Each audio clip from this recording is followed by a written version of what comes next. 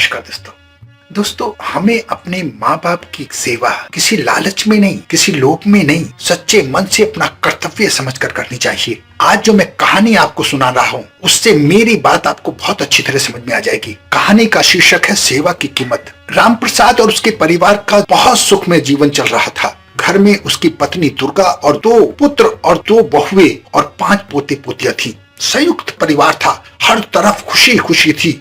राम प्रसाद ने इतना पैसा इकट्ठा कर लिया था कि एक समृद्ध परिवार में उसकी गिनती होती थी।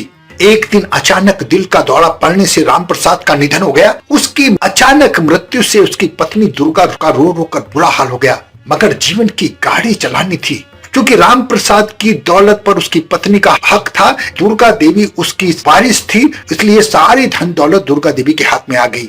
अब बहुए और बेटे दुर्गा देवी की बढ़ चढ़ कर सेवा करने लगे। दुर्गा देवी यही समझती रही कि वो अपनी कर्तव्य समझकर, अपना धर्म समझकर उसकी सेवा कर रहे हैं, इसलिए उसने सारी धन दौलत 2 बेटों में बराबर बराबर बांट दी। बस यही उससे गलती हो गई। जिसे वो सेवा समझ रही थी, दरअसल वो स्वार्थ था। धन दौलत मिलते ही दोनों बेटों और बहुओं ने अपनी सास को पानी तक देना बंद कर दिया और उसका कोई ध्यान नहीं रखते थे, कोई सेवा नहीं करते थे। कुछ महीनों बाद दुर्गा देवी की छोटी बहन उससे मिलने आई, लेकिन उसकी हालत देखकर अपने आंसू नहीं रोक सकी, क्योंकि जब उसके जीजाजी थे तब उसकी बहन बड़े ठाट बाट से रहती थी, लेकिन आज का उसका जीवन एक भिखारी जैसा हो गया था।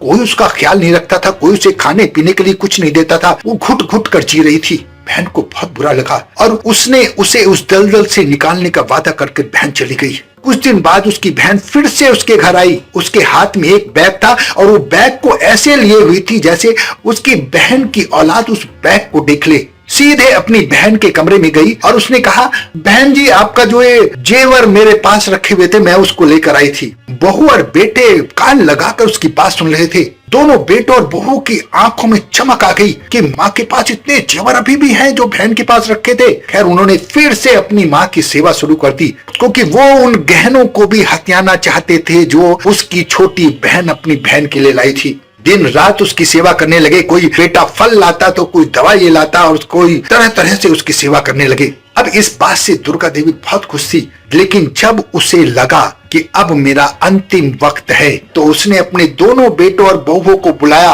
और कहा कि ये जो बैग है इसमें से दोनों आधा आधा बांट लेना, अब मेरा अंतिम समय है। खैर, माँ तो मर गई। अब दोनों पुत्र और बहुएं उस बैग को लेकर सुनार के पास गए, क्योंकि उसे बेचकर वो आधा आधा हिस्सा करना चाहते थे। मन ही मन ये सोच रहे थे, चलो अच्छा हुआ बुढ़िया से छुटकारा मिल गया। जब सुनार ने उस जेवरों को चेक किया तो उनके चेहरे की हवाइयां उड़ गई।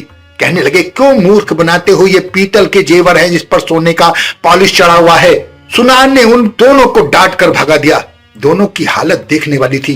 दरअसल दुर्गा की बहन ने ये चाल चली थी कि ये लालची लोग हैं, किसी लालच में बहन की थोड़ी बहुत सेवा कर लेंगे, और यही हुआ। उसका संदेश ठीक निकला।